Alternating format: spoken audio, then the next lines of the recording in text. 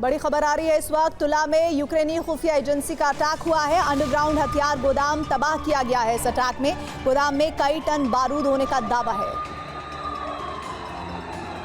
Kyiv में सबसे बड़े विध्वंस के बाद अमेरिका ने युद्ध के समीकरण बदल दिए हैं। अब अमेरिकी कमांडर्स के निर्देश में रूस की धरती पर लॉन्ग रेंज हमले शुरू हो चुके हैं।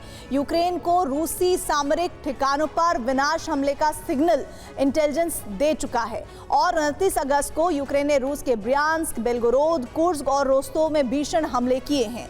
इस स्ट्रैटेजी के पीछे एक सोचा समझा प्लान है रूसी सेना की गति को धीमा करना और इसीलिए रूस के उन इलाकों पर हमले किए जा रहे हैं जो फ्रंट लाइन तक रसद, ईंधन और हथियारों की आपूर्ति कर रहे हैं।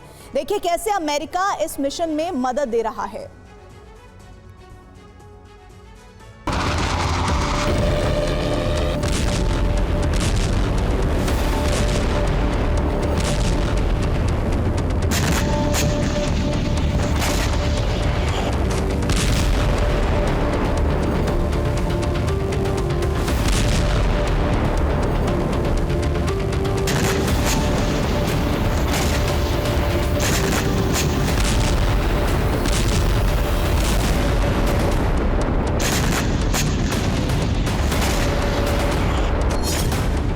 यूक्रेन की खेरसोन और ज़ैपोरिज़िया आंशिक रूप से रूस के कब्जे में है।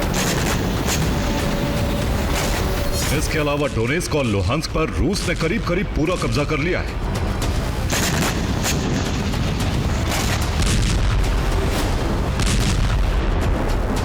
लेकिन वॉशिंगटन समिट के बाद से रूसी सेना ने पूर्वी यूक्रेन पर हमले तेज कर दिए हैं और हर दिन एक न एक नया इलाका जीत रही है।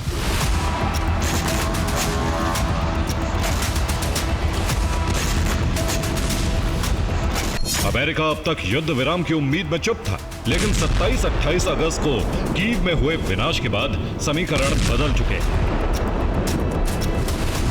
अब ट्रंप ने यूक्रेन को रूसी सामरिक ठिकानों पर हमले करने की छूट दे दी है और उसका असर रूस की धरती पर नजर आने लगा है।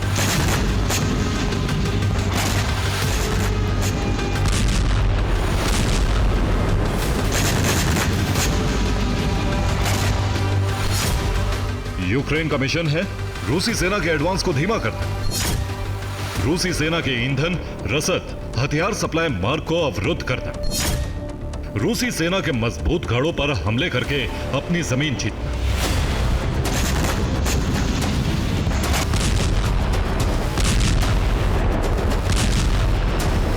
यूक्रेन ने यह मिशन शुरू कर दिया है। यूक्रेन ने अपनी सीमा से सटे कुर्स्क, रोस्तोव, बेलगोरोद और ब्रियांस्क पर हमले तेज कर दिए हैं। फ्रंट लाइन पर मौजूद रूसी सेना को इन्हीं इलाकों से सप्लाई होती है।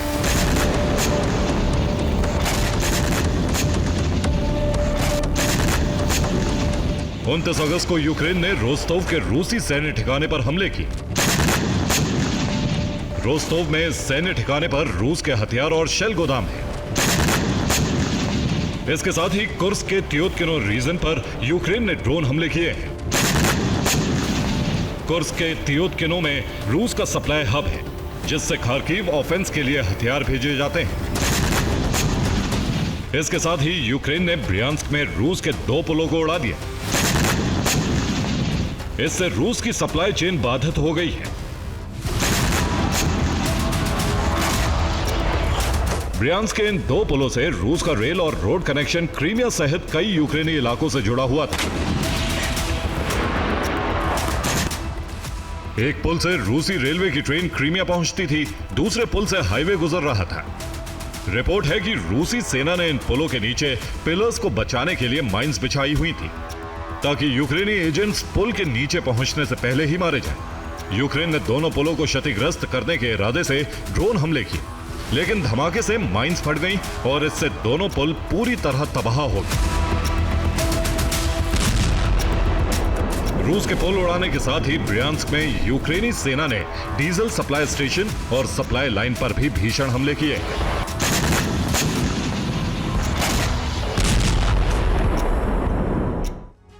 29 अगस्त को यूक्रेन ने ब्रियांस्क के न्यातोपोविची इलाके पर ड्रोन हमले किए।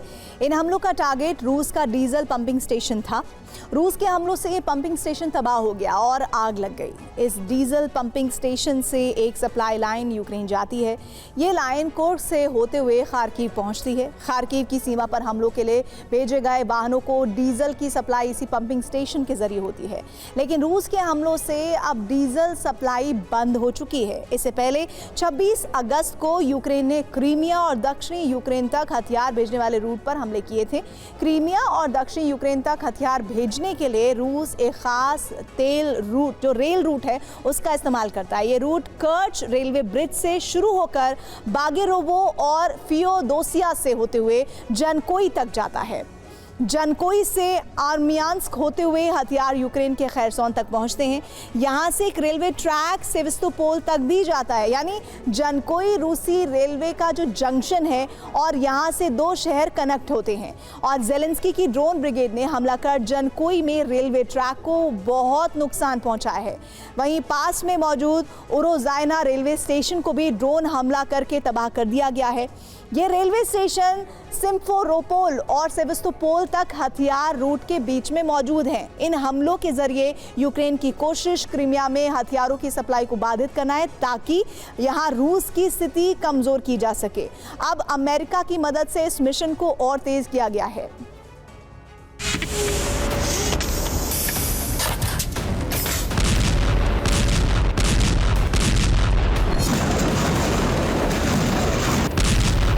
ये हमले इस बात का संकेत हैं कि अमेरिका ने यूक्रेन को रूस पर लॉन्ग रेंज हमलों की इजाजत दे दी।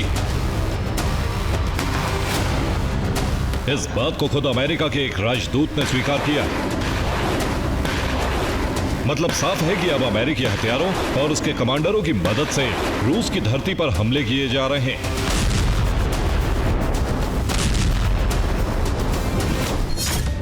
अमेरिका के लॉन्ग रेंज हथियार चलाने का प्रशिक्षण यूक्रेनी सेना को नहीं मिला है। इन हथियारों को चलाने के लिए अमेरिकी सेना मदद दे रही है। अब यूक्रेन को जल्द ही नए हथियार भी मिलने वाले हैं, जिनकी रेंज मौजूदा हथियारों से ज्यादा होगी और इनसे यूक्रेनी सीमा से बहुत दूर बसे रूसी शहरों पर भी हमले किए जा सकेंगे।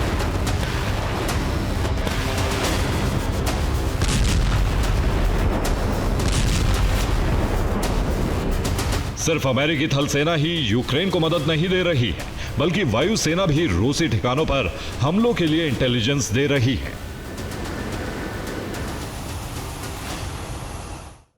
फ्लाइट रडार के डेटा से जानकारी मिली है कि अमेरिकी वायुसेना का सैन्य सर्वेक्षण विमान रूस के मर्स्मांक के करीब गश्त लगा रहा है और 28 और 29 अगस्त को अमेरिकी वायुसेना का RC-135V टोही विमान बेरेंट सागर में मरमंस्क के करीब कई बार मंडराता देखा गया। ये इंटरनेशनल वायुसेना में गश्त लगा रहा था। मरमंस्क के करीब ही रूस का परमाणु हथियार केंद्र और टेस्ट साइट नोवाया जेमेलिया है। और इस विमान की खासियत ये है कि लंबी दूरी से इलेक्ट्रॉनिक सिग्नल को ये डिटेक्ट कर लेता है। माना जा रहा है कि इस विमान से रूसी ठिकानों का इंटेलिजेंस जुटाया गया है।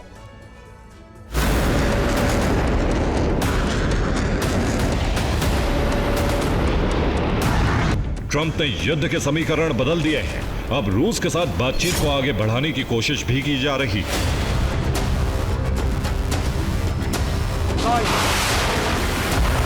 दूसरी तरफ रूस पर दबाव बढ़ाने के लिए यूक्रेन को मदद भी दी जा रही है।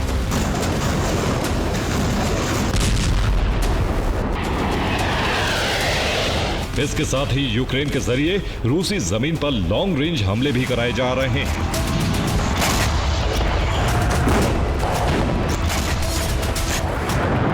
फिलहाल ट्रंप का मकसद किसी भी तरह रूस पर युद्ध विराम के लिए दबाव बनाना है। लेकिन इसी तरह रूसी ठिकानों पर यूक्रेन के हमले होते रहे तो दुनिया कीव से भी विनाशक हमलों की गवाह जल्द बन सकती है।